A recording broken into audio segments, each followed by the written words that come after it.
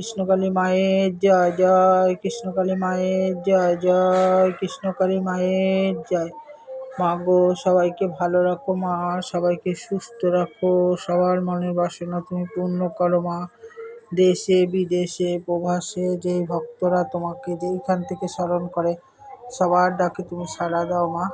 এই দেখো ভক্তরা, আমার পুজো পাঠ হয়ে গেল, সবাইকে দর্শন করাচ্ছি। দেখো রাধা রানীকে দর্শন করো, শ্রীকৃষ্ণ চৈতন্য মহাপ্রভু, বজরংবলী, গণেশ বাবা, দক্ষিণেশ্বরী মাতা, ভোলে বাবা, নন্দিনী,